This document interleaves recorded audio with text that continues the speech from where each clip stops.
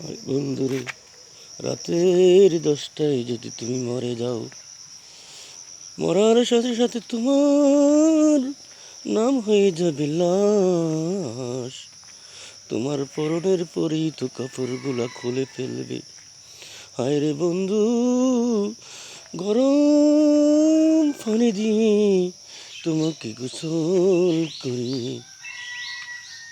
সাদা মার্কিন 3 টুকরা কাপড় পরিয়ে মসজিদ থেকে খাটিয়ে আনিয়ে রে বন্ধু, তোমাকে আর ঘরে রাখবে না।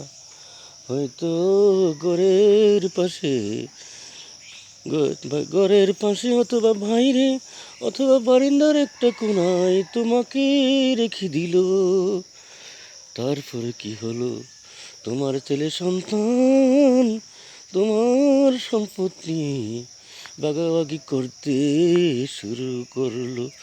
তোমাকে দাফন করার পূর্বেই তোমার সম্পদ ভাগাভাগি শুরু হয়ে গেল। মৃত্যু নামক দলিলের মাধ্যমে বন্ধু সব কিছু লিখে দিতে হলো।